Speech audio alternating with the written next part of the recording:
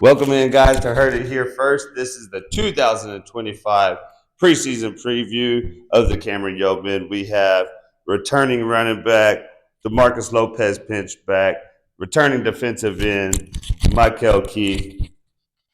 Bubba, year 3 on varsity as a junior, and you've seen the difference between two coaches. What was one of the biggest difference you saw between your freshman year and your sophomore year with Coach Babino coming in? Definitely more chemistry. Getting just being. I wasn't even on there for that long, and I didn't really have a bond with the first coach and the second coach. Coach Babino comes in. It's just like we just instantly got together. We're kind of alike. He sees a lot in me when he said, "I see a lot of myself in you when I was younger. You're just like me," and we just bonded together like that, and like we basically became side by side. Leader of the team. He sees a lot of potential in me to be great for this Heck, next 2 years. and you play your role great, man. You were running back both years, even on defense, wherever you've been needed to fit, you fit that role perfectly. You've done a heck of a job, and now you're in junior year going in. I mean, it happened quick, huh? Yeah, it really did. It's crazy. Junior year already. I'm excited. Very excited to see what happens. Now it's our turn. You know what I'm Yep. saying? Now it's our turn. We're not under nobody's wing and nothing no more. Right, right. You're the top dogs. Mykel, we're going into your senior year. Uh, really great junior year defensively for yourself, man. Just a turnover, always creating turnovers. Now you're going into season 2 under Coach Babino. What do you think, Coach Babino, in the second season? Where do you think y'all will see your most growth as a team? Uh, I think our defense will be a lot better. We got like some new D line coming in. I think our D line will be great. Coach Babino building a good coaching staff around us, so I think we'll be good this year. Really Right. Absolutely. And you talk about some of those fellow teammates, some of your defensive guys. Who's some of the defensive guys we should keep an eye out for this We year? got Rique Lunas playing both ways. We got Alan Basie's playing D line this year. We got we got somebody new hopefully coming. We'll see when he get here. Okay, Macy, that was the guy that was at the camp yesterday. I said that's a big dude ready to that he be playing defensive tackle. Yes, sir. Man, that would be a really good force to have in that middle. Um, Buffalo, let's go back to you. Let's talk about your offseason. I know that you were always putting in that work. I saw you at a camp yesterday. You've been at a few camps this year. What do you think? I'm going to ask you to be your own critic on this one. Mhm. From your sophomore year to your junior year, where do you think you could put the most work in to improve your game? And what have you done during the offseason to do that? I'm trying to become more of a dual threat. Working on as in the camp yesterday. He told me to go line up at slot. It's good to have a running back that can run the ball hard. Break tackle. But you want to have a running back that can also go out there and catch a football. Absolutely. And I've definitely been working on that, trying to get my better hands, and better footwork at that. I'm trying to be more like a elusive bruise, somebody that can stiff arm you, push you off me, but also get out of a tight space. Yeah. Be quicker on my feet work. I've been working on that a lot. At the camps, outside of my own home, just working on that. And you're not afraid to drop the shoulder. You are quick, and so whenever you're able to use that quickness to drop that defender and get them stuck in his shoes, then you run right through them, man. That's something that's really good to have as a coach, having a running back like that. Yes, sir. Mykel, we're going into the senior year. We talked this summer. We talked about your workout program. What do you think? I'm asking you the same question. You be your own critic. What do you think is one thing you can improve on in your game, and what are you doing during the off season to improve that? One thing I think I can improve on is my footwork and my speed and my get off the ball when the ball snap. I've been working on that all summer trying to get right. Getting faster off the ball, getting to the quarterback easier. Absolutely. You did it. You've done a great job in the past. I can see you got a really low center of gravity. You fire out quick. Great hand placement. Talk to me about some of your hand placement. Do you run drills? How you got really good hands as well? Talk to me about that. Is that something you work on? Yeah, I work on it. I think it's just I don't know. I think I just always had good hands. I know where the ball would be at, how to get the ball out people's hands, and just run get the ball. Yeah. Well, you've done great, man. Your highlights will show as well. We're going to continue to put this on y'all's preseason preview. Bubba, let's talk about the offense. There is, y'all got a great offense. You've had a lot of sophomore class last year coming into juniors. Who are some of those offensive breakouts that we might be looking forward to seeing this year? Definitely look out for Travion and D. Allen, our two receivers, that are going to definitely show out this season for us on the receiving side. And then, we got this young quarterback, Jacoby, who didn't get to show out much last year, but this year's his year, to take over the offense and show that while we're such a good spread offensive team Yeah. and be good in passing and run game. Yeah, absolutely. Do you think you would be, if you had to pick, where do you think your high point would be offensively? Would it be on the ground or would it be through the air? I'm very confident in the ground, but guys can't say last year, we had to run the ball a lot. But this year, I'm very confident in our receiving game this year. We're going to be a big, big show-out team when we throw that ball far, I'm telling you. Absolutely, man. That's awesome to hear. Mykel, you're playing the defensive line. You're going against this offensive line every practice all the time. Who's some of these offensive linemen that give you some trouble during practice? Enrique Luna. Enrique Luna? Elaborate about this young man. I've heard this name numerous times, and I've heard him being such a big threat. What is one of his best attributes? His hands. His hands? He know when you come in to block you, he's good. Yeah, he's got good hands. Good footwork. He's pretty fast for his size. He's good. And iron sharpens iron. If you're battling that kind of starts answering where that handwork comes in. So that's a good battle between you two.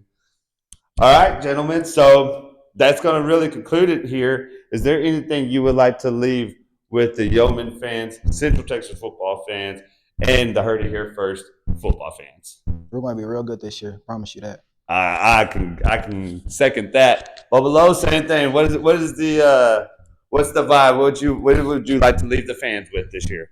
The way the Yeoman used to be back then, we're ready to see that this year. We're going to bring that culture back to Cameron ISD. I firmly believe that. I think this Cameron Yoeman are going to have not only another great season.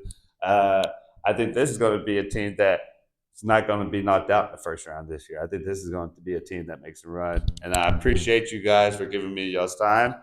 Guys, it's going to do it here for our preseason preview. If y'all just stay tuned, we will give you stats on the return. Central Texas football fans, Cameron Yoeman fans, and Heard It Here First fans. This is the last stop of the preseason previews here in Cameron, Texas, with the Cameron Yoeman. Huge shout out to Mykel, Kieth, the Lopez-Pinchback for joining me once again to give the fans an idea of what to expect out of these Cameron Yoeman. And Coach Aaron Babino's first season with the Cameron Yoeman, they not only go 3-8, the 3 wins come in district to take them on a 3-2 mark in district and to solidify the 3rd spot before losing to eventual state champions Columbus 14-48 in the first round. This is a team that went to Academy and won 35-31. Academy has a lot of depth in their team and a dang good team. They were able to pull that win off, go on the road to Rotterdam and win 35-10, and also hosting McGregor, getting a 55-27 victory there. Those 3 wins get them into the playoffs. A tough loss versus Troy, 35-17, and versus Lorena, 26-13 earlier in the season. A team that overcame a lot of adversity and able to compete and make a playoff run. Jacoby Scott, the junior, projected to be the quarterback this upcoming season, a dang good athlete, and he'll have help with DeMarcus Lopez-Pinchback at running back, who had 85 carries last year for 479 yards, 4 touchdowns. He also had another 10 receptions for 107 yards and 1 touchdown. Bubba Lowe can run hard. Bubba Lowe can catch it out the backfield. I think we're going to see those numbers probably double this year. I think Bubba will be flirting with 1,000 yards, probably about 800 yards this upcoming season, and probably double-digit touchdowns, man. That dude puts in the work. He was at the camps, and that's a young man who's ready to explode on the scene. Then you also add another junior classmate this upcoming season in Travion Miles, who is an athlete. That dude, as well as Jacoby Scott, took some reps at quarterback last year. He plays defense well. The way he can recover as a DB, there's this play where he looks like he's out, his zone and recovers before that quarterback can even get it out there. He's already got it covered, deflecting it. Great recovery speed. A hawk in the secondary, an athlete on the field. He's going to add a lot of talent to this Cameron Yoeman team. Period. And then Brody Aguirre, who's been showing off his speed in this offseason.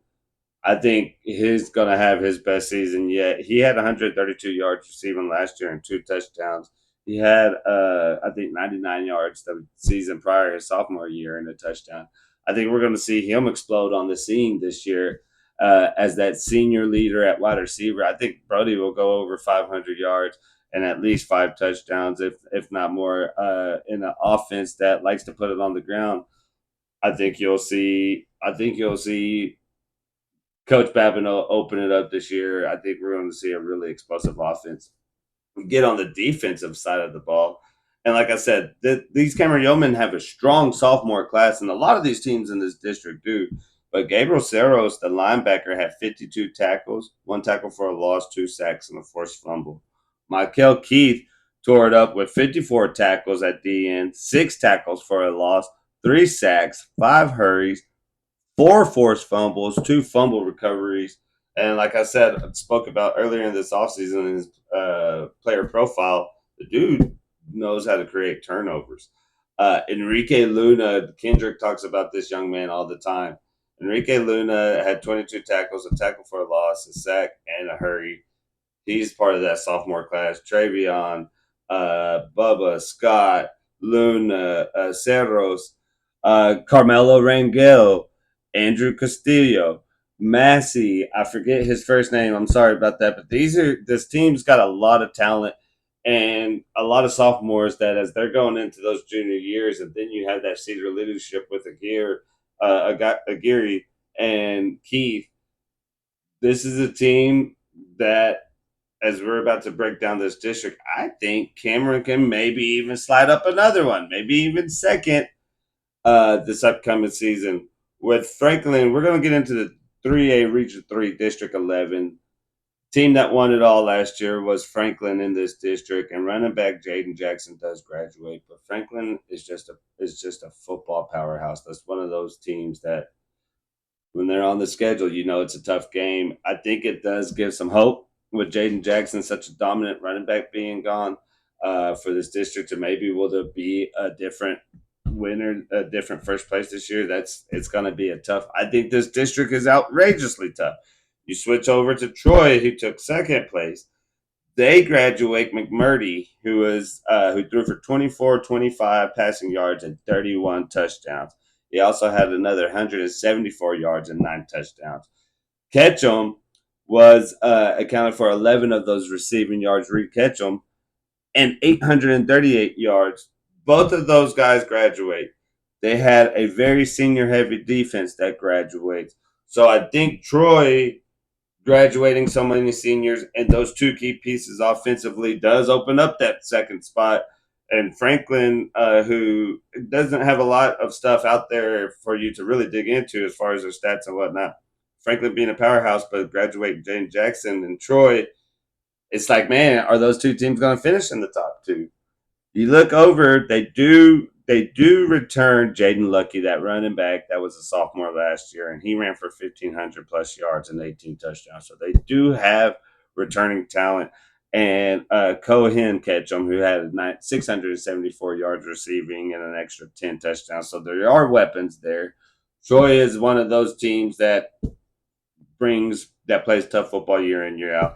So between those 2 teams, it's going to be, of course, a tough district. Then you look over at Academy, who will be senior heavy this year and is bringing a lot of talent back with Brian Grissom, who ran for over 1,000 yards and 14 touchdowns.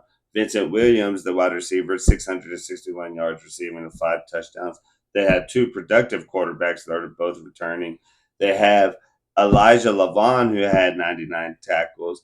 Their seniors, their closest senior in tackles last year had 25 tackles. Everybody else was sophomores and juniors. Academy is ready. Could they be in the top 2?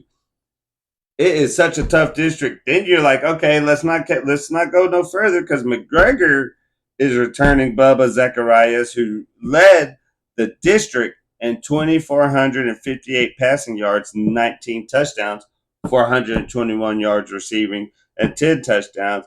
And Dominique Madron, who had 977 of those receiving yards and 10 touchdowns. They return a good mix. McGregor returns almost all their guys. Then, last but not least, you look at Rockdale, who finished last in this district, but they return everybody. They do graduate some seniors and really big key pieces like Eric Shepard and Reagan Jackson and AJ Sandoval and Jacoby Anderson. But I think they've returned enough that they're dangerous. DeAndre Stevens is the only wide receiver in this district who had over 1,000 yards receiving. He had 1,187 yards receiving, 12 touchdowns. Grayson Williams returns, who was the third leading passer in this district with 22-25 passing yards and 16 touchdowns. Jeremiah Butler was a sophomore running back that toted the rock for 645 yards and 8 touchdowns. Brody Willard and Wilmer Sorto coming back defensively. Those two dudes with both of them over 60 and 70 tackles. They return a lot. This district returns a lot, except for Troy and except for Franklin. Everybody else is returning almost their team. And I said that this district was one of the toughest districts last year. And I think that rings true again this year. Can Cameron Yoeman get into that top two? I think it's something that is very feasible with Coach Babino, and not only a man that played at the next level, but a man that coached state championship teams. And these younger gentlemen they're all getting it now. They're all coming together. Cameron Yeoman has a really good chance at making a deep run in not only in this district, but I see this could be a team that could win three playoff games. And with Coach Babino, state's never out the question. And hit that like. 1, 2,